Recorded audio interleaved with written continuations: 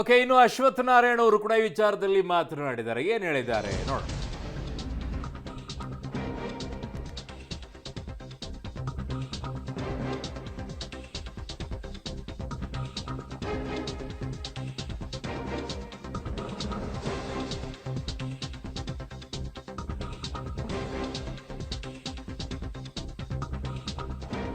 ಡಿಕೆಶಿ ಕೇವಲ ಬ್ಯಾಂಡ್ ಬಾರಿಸಲು ಇದ್ದಾರೆ ಅಂತ ಅಶ್ವಥ್ ನಾರಾಯಣ ಹೇಳಿದ್ದಾರೆ. ಕಾರಣ ಬೆಂಗಳೂರನ್ನ ಬ್ರ್ಯಾಂಡ್ ಬೆಂಗಳೂರು ಮಾಡ್ತೀವಿ ಅಂದಿದ್ರಲ್ವಾ, ಅದಕ್ಕೆ ಅವರು ಟಾಂಗ್ ಕೊಟ್ಟಿರೋದು. ಏನ್ ಹೇಳಿದ್ದಾರೆ ನೋಡೋಣ.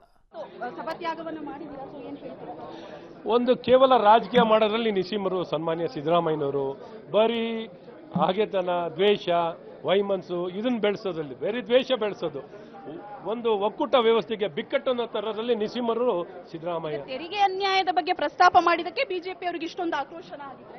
ತೆರಿಗೆ ತಾರತಮ್ಯ ಎಲ್ಲಿದೆ? ತಾರತಮ್ಯ ಇಲ್ಲದೇನೆ ಇವ್ರ ತಾರತಮ್ಯ, ರಾಜಕೀಯ ತಾರತಮ್ಯ, ಬರೀ ದ್ವೇಷದ ರಾಜಕಾರಣವನ್ನು ಮಾಡೋಂಥವ್ರು, ಅನುಭವಿ ರಾಜಕಾರಣಿ ಆಗಿರೋರು ಅಂಕಿಅಂಶದಲ್ಲಿ ಮಾತಾಡಲಿ.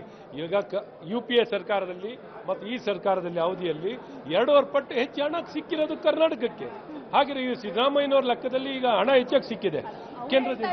ಆದರೆ ಇವರಿಗೆ ಬೆಂಗಳೂರಿಂದ 70% 80% ದುಡ್ಡು ಸಿಗುತ್ತೆ. ಇವ್ರು ಎಷ್ಟು ಹಣ ಕೊಟ್ಟವ್ರೆ? ಒಂದು ನಯ ಪೈಸೆ ಕೊಡಲ್ಲ. ಬೆಂಗಳೂರಿನ ಜನಕ್ಕೆ ಕಿರುಕುಳ, ಎಲ್ಲ ರೈತ ವಿರೋಧಿ. ರೈತರಿಗೆ ಎಷ್ಟು ಹಣ ಕೊಟ್ಟವ್ರೆ? ಅಭಿವೃದ್ಧಿಗೆ ಎಷ್ಟು ಹಣ ಕೊಟ್ಟಿದ್ದಾರೆ? ಬರೀ ರಾಜಕೀಯವನ್ನ ಮಾಡ್ತಿರುವಂತ ಇವ್ರ ಬಾಯಿನಲ್ಲಿ ಏನಿದೆ, ತಲೆನಲ್ಲಿ ಏನಿದೆ, ಇವ್ರು ಏನ್ ಮಾತಾಡ್ತಾರ ಮಾತಾಡೋದಕ್ಕೆ ಲೆಕ್ಕಾಚಾರ ಇಲ್ಲದೆ ಮಾತಾಡೋಂಥವ್ರು. ಈ ರೀತಿ ಮಾತಾಡೋಂಥ ಮಾತು ಸತ್ಯಕ್ಕೆ ದೂರವಾಗಿದೆ. ಕೇಂದ್ರ ಸರ್ಕಾರ ಹೇಗೆ ಕೊಡ್ತಾರೋ ಹಾಗೆ ಬೇರೆಯವ್ರಿಗೂ ಅವರೇ ಕೊಡಲಿ.